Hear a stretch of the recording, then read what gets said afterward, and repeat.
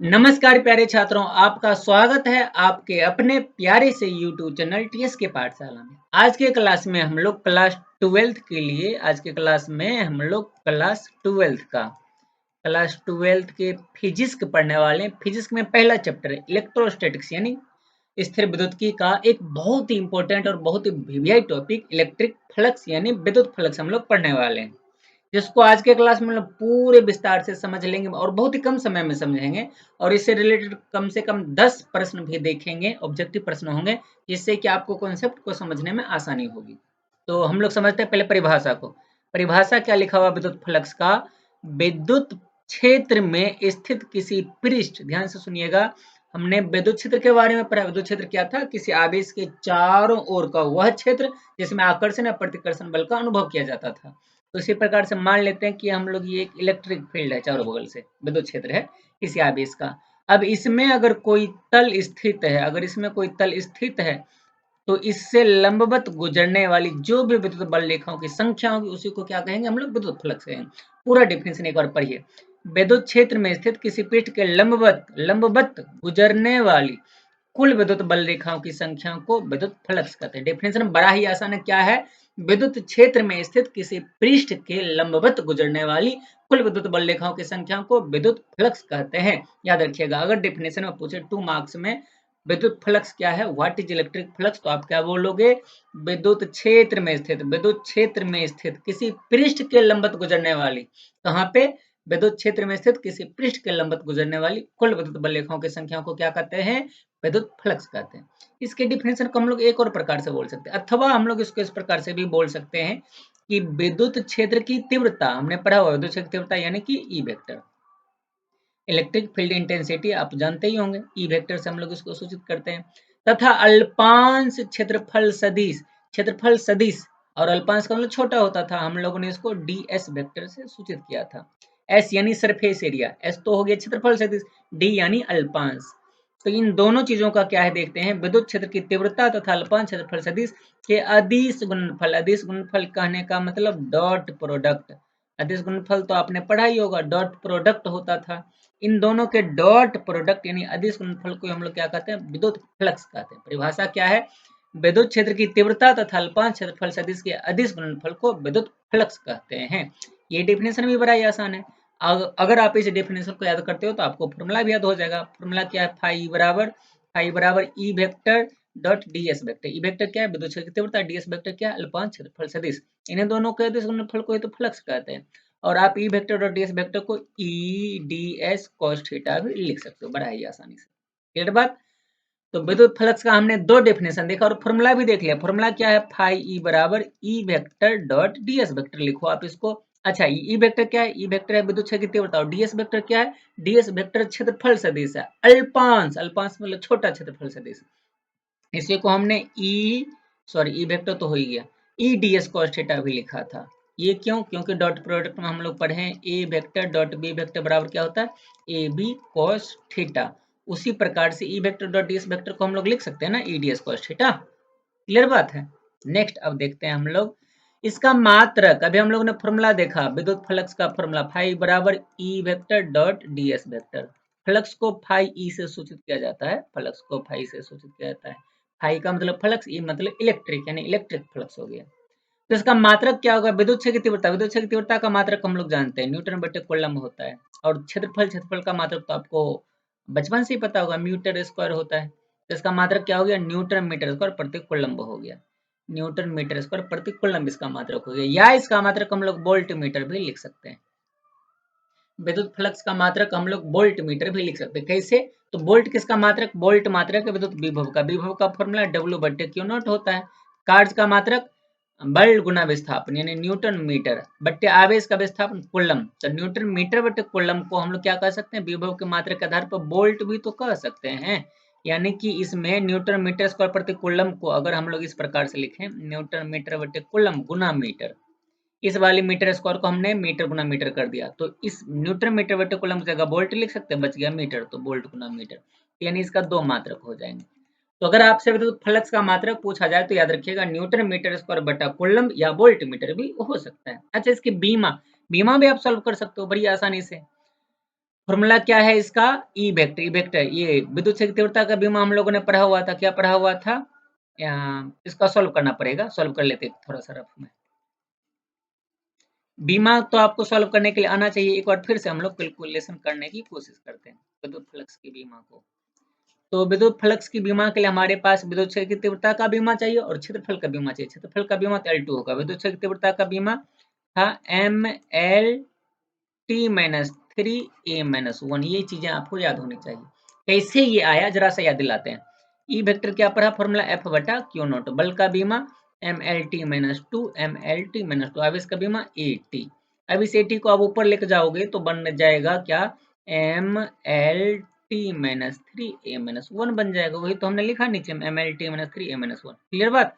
और मल्टीप्लाई में होगा किसका बीमा, क्षेत्रफल का बीमा ना, EDS तो L2, तो इसकी बीमा क्या निकल करके आ जाएगी, M इधर अकेले है, L एक यहाँ पे, दो यहाँ पे, तो L3 हो जाएगा, ML3T-3A-1, ये होगा इसकी बीमा, ML3T-3A-1। हाँ बिल्कुल यही चीज यहाँ पे लिखा हुआ अभी। तो आप इस प्रकार से इसको कैलकुलेट भी कर सकते हो, और अगर आपको मात्रक और बीमा सॉल्व नहीं करना आता तो आप हमें कमेंट सेक्शन में बताइएगा, हम आपको एक लिंक देंगे, जो वीडियो देख करके आप उसे क्लियर कर सकते हो, क्लियर बात।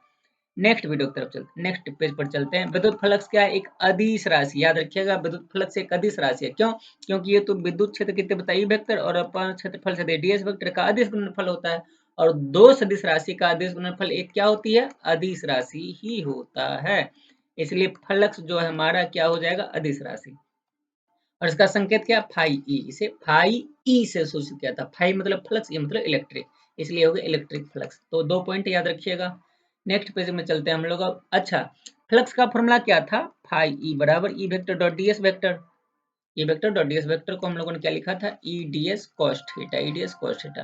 तो अगर इसमें थीटा का मान हम लोग 0 डिग्री रख दें तो फाई का मान क्या आ जाएगा, cos 0 डिग्री, cos 0 डिग्री का मान कितना होता है, यहाँ पर cos 0 डिग्री का मान एक नंबर में cos 0 डिग्री आ जाएगा, cos 0 डिग्री का मान तो एक होता है, फिर eds cos थीटा में cos थीटा का मान एक, तो बचेगा क्या, केवल eds बचेगा, जो कि इसका अधिकतम मान है, और ये इसका धनात्मक मान भी, ये भी याद रखिएगा, ये धनात्मक फ्लक्स होता है, ये धनात्मक फ्लक्स होता है, क्लियर बात। नेक्स्ट, यदि हम लोग थीटा का मान 180 डिग्री रख देंगे तो क्या होगा, और याद रखिएगा नंबर 2 के लिए यहाँ पे लिख देते हैं, cos 180 डिग्री का मान होता है -1, तो इसका मतलब EDS cos -1 हो जाएगा, cos थीटा cos 180 डिग्री का मान -1 हो जाएगा, तो ये बन जाएगा क्या चीज, फाई बराबर माइनस EDS, जो कि मिनिमम वैल्यू और इसी ये ऋणात्मक वैल्यू भी है, इसे हम लोग ऋणात्मक फ्लक्स भी कहते हैं, याद रखिएगा, इसे हम लोग ऋणात्मक फ्लक्स भी कहते हैं। अच्छा, यदि थीटा का मान 90 डिग्री रख दिया जाए तो क्या होगा, तो cos थीटा का मान, सॉरी cos 90 डिग्री का मान ना,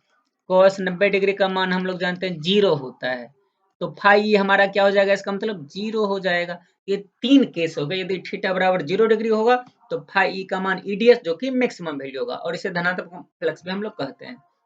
यदि थीटा का मान 180 डिग्री हो तो फाई बराबर माइनस EDS आ जाएगा, जो कि मिनिमम वैल्यू, और इसे हम लोग ऋणात्मक फ्लक्स भी कहते हैं। और यदि थीटा का मान 90 डिग्री हो जाए तो फ्लक्स का मान 0 हो जाएगा। नेक्स्ट पेज की तरफ चलते हैं।